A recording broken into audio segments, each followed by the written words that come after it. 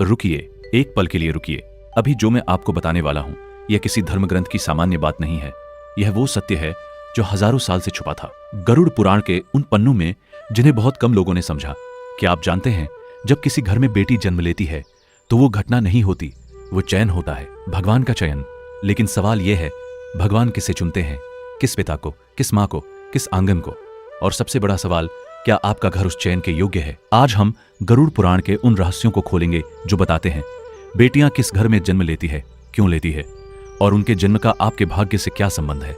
यह वीडियो अंत तक देखिए, क्योंकि जो सत्य सबसे अंत में आएगा वह शायद आपकी जिंदगी का नजरिया बदल दे। मित्रों, हम सब जानते हैं कि दुनिया में हर दिन लाखों बच्चे जन्म लेते हैं, लेकिन क्या आपने कभी सोचा कोई बच्चा इसी घर में क्यों जन्मा, इसी माँ की कोख में क्यों आया, इसी पिता का बच्चा क्यों बना? आधुनिक विज्ञान कहता है ये जैविक प्रक्रिया है, लेकिन गरुड़ पुराण कहता है जन्म केवल शरीर का नहीं होता, जन्म आत्मा का होता है। और आत्मा वहां नहीं जाती जहां जगह हो, वह जाती है जहां उसका उद्देश्य हो, जहां उसका संबंध हो। गरुड़ पुराण में यमराज और गरुड़ के बीच एक संवाद है। उसमें बताया गया है कि मृत्यु के बाद आत्मा की यात्रा कैसे होती है। उसके कर्मों का हिसाब होता है और फिर वो तय होता है अगला जन्म कहां होगा। ये कोई लॉटरी नहीं है, ये कर्म का गणित है। तो जब किसी घर में बेटी जन्म लेती है, वो भी इसी गणित का परिणाम है। वो आत्मा जो बेटी बनकर आई, उसने खुद उस घर को चुना, या यूं कहें उस घर के कर्मों ने उस आत्मा को आकर्षित किया। जैसे चुंबक लोहे को खींचता है, वैसे ही पवित्र घर की ऊर्जा पवित्र आत्मा को खींचती है। और यही कारण है कि कुछ घरों में बेटी आते ही माहौल बदल जाता है, रुका हुआ भाग्य चल पड़ता है, पिता का कठोर दिल पिघल जाता है। ये संयोग नहीं है, ये ऊर्जा का परिवर्तन है। हम सदियों से सुनते आए हैं बेटी लक्ष्मी होती है, लेकिन क्या हमने कभी सोचा कि ये बात कहां से आई?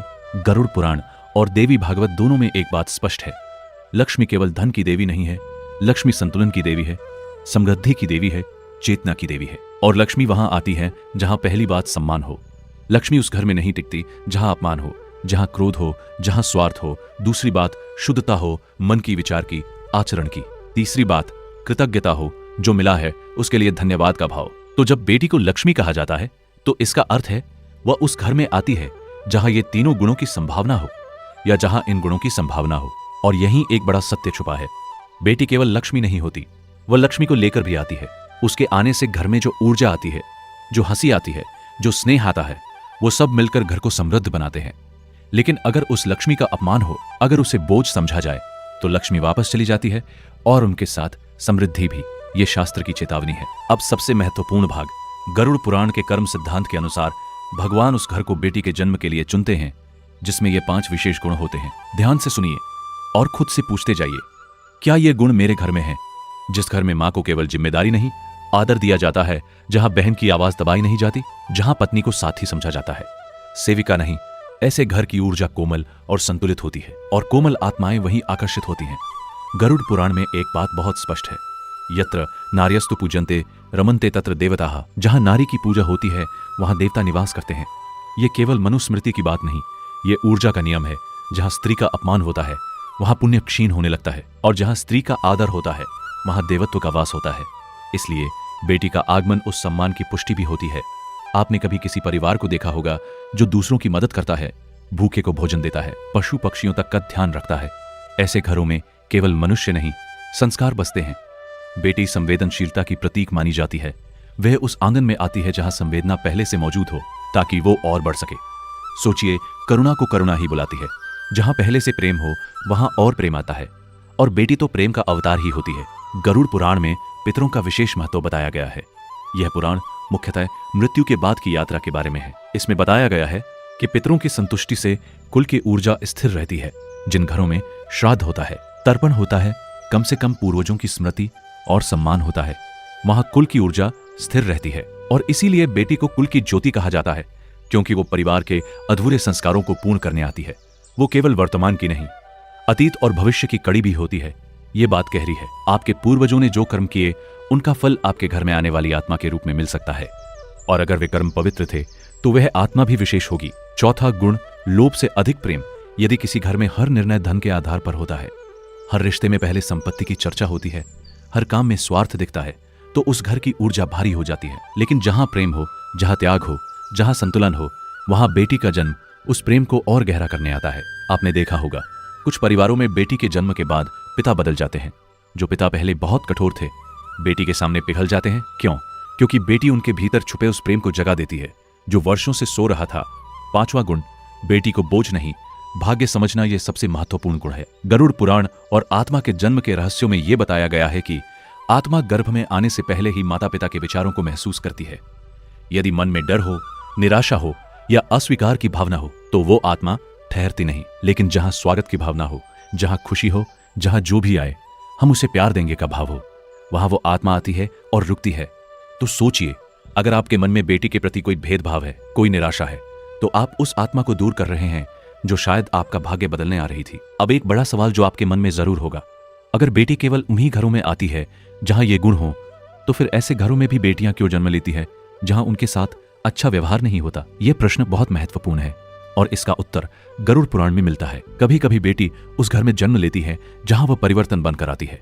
गरुड़ पुराण के कर्म सिद्धांत के अनुसार कुछ आत्माएं सुधार के लिए जन्म लेती है। वे इसलिए नहीं आती कि घर पहले से अच्छा है, वे इसलिए आती है कि घर को अच्छा बनाना है। ये जैसे एक दीपक का अंधेरे में जाना। दीपक इसलिए नहीं आता कि वहां पहले से रोशनी है, वह इसलिए आता है ताकि रोशनी हो सके।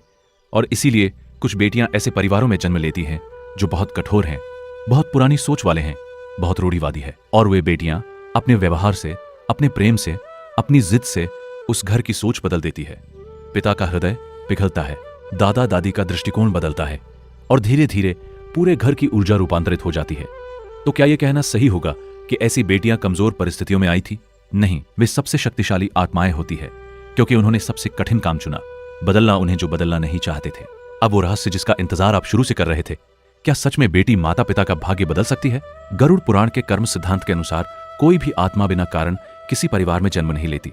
हर जन्म एक ऋण है, एक संबंध है, एक अधूरी यात्रा का परिणाम है। बेटी का जन्म कई बार उस ऋण को चुकाने का माध्यम बनता है जिसे हम समझ भी नहीं पाते।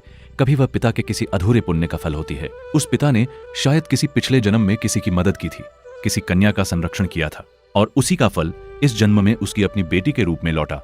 कभी वह मां की किसी पूर्व जन्म की तपस्या का उत्तर होती है और कभी वह स्वयं उस परिवार की परीक्षा बनकर आती है। अब सुनिए सबसे गहरी बात। गरुड़ पुराण में यह भी बताया गया है कि जब कोई शुभ आत्मा जन्म लेती है तो वह अपने साथ अपने संचित पुण्यों की तरंग भी लाती है। वह तरंग केवल उसके जीवन को नहीं, पूरे परिवार की दिशा को प्रभावित कर सकती है।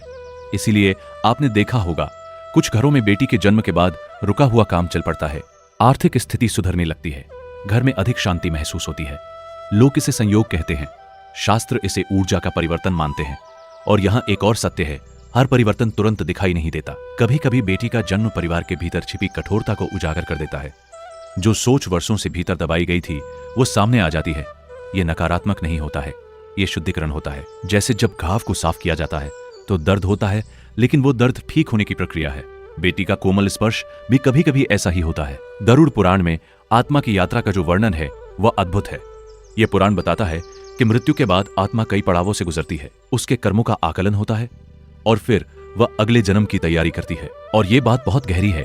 संभव है कि वही आत्मा जिसने किसी जन्म में पिता का रूप लिया था अगले जन्म में बेटी बनकर लौटे ताकि संबंध का संतुलन स्थापित हो सके। जरा सोचिए, वो बेटी जो आपकी गोद में खेल रही है, हो सकता है किसी जन्म में वो आपकी मां रही हो या आपका पिता या आपका सबसे प्रिय मित्र। आत्माएं बदलती नहीं, रूप बदलते हैं। और इसीलिए कहा जाता है बेटी केवल वर्तमान की संतान नहीं, वो आत्मा की यात्रा का विस्तार है।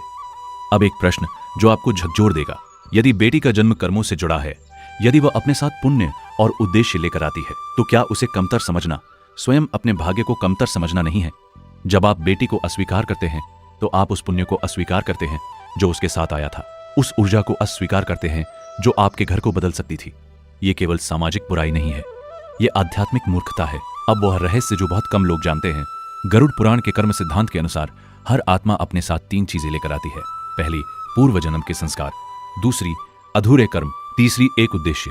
और यह तीनों चीजें उस बच्चे के स्वभाव, रुचि और संघर्ष में दिखती है। वह बेटी जो बचपन से ही सबकी मदद करती है, शायद वह करुणा का संदेश लेकर आई है।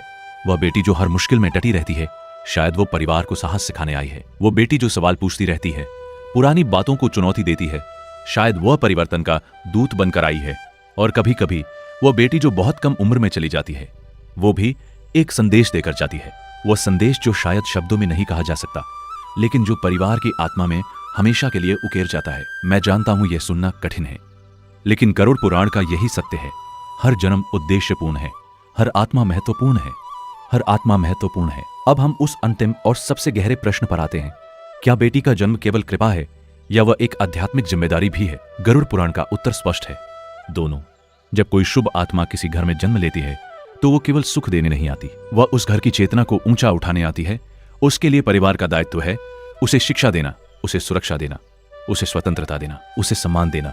यदि किसी घर में बेटी का स्वागत तो हो पर उसे समान अवसर न मिले, यदि उसके सपनों को छोटा कर दिया जाए, यदि उसकी आवाज को अनसुना किया जाए, तो वो घर उस आध्यात्मिक अवसर को खो देता है जो उसे मिला था।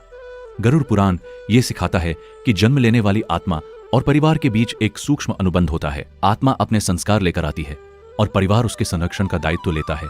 ये संबंध केवल पालन पोषण का नहीं, यह आत्मा के विकास का भी है। और जब यह दायित्व पूरा होता है तो केवल एक बेटी नहीं बढ़ती, पूरे परिवार की चेतना बढ़ती है। मित्रों, आज हमने एक लंबी यात्रा की। हमने जाना कि बेटी का जन्म केवल एक पारिवारिक घटना नहीं, वह आत्मा की यात्रा का एक अध्याय है। हमने जाना कि वो केवल संतान नहीं, वह संस्कार है। वह केवल रिश्ता नहीं, वह ऊर्जा है। गरुड़ पुराण के कर्म सिद्धांत हमें यही समझाते हैं, कोई भी जन्म संयोग नहीं होता। हर आत्मा अपने पूर्व कर्मों और उद्देश्य के अनुसार घर चुनती है। और जब बेटी जन्म लेती है तो वह अपने साथ एक अवसर लेकर आती है, प्रेम बढ़ाने का, सोच बदलने का और परिवार को भीतर से मजबूत करने का। बेटी का सम्मान करना केवल शब्दों से नहीं होता, उसे शिक्षा देना, उसे निर्णय लेने का साहस देना, उसे समान अधिकार देना, उसके सपनों को अपना सपना समझना, यही सच्चा आदर है। और जहां ये आदर होता है वहां केवल एक बेटी नहीं बढ़ती, पूरे परिवार की किस्मत बढ़ती है। यदि आपके घर में बेटी है तो समझिए भगवान ने आपको चुना है। यदि नहीं है तो हर बेटी को वो सम्मान दीजिए जो उसे मिलना चाहिए, क्योंकि जहां नारी का आदर होता है वहीं जीवन में संतुलन और शांति स्थिर होती है। बेटी भगवान का उपहार है और उस उपहार की रक्षा और सम्मान हमारी जिम्मेदारी। अगर इस कथा ने आपके दिल को छुआ हो तो एक काम कीजिए, यह वीडियो उस इंसान को भेजिए जिसे ये सुनना जरूरी है। चैनल को सब्सक्राइब कीजिए और नीचे कमेंट में लिखिए, बेटी मेरा वरदान है। मिलते हैं अगले रहस्य में। जय श्री हरि। कृष्णा राधे राधे, राधे कृष्णा राधे राधे।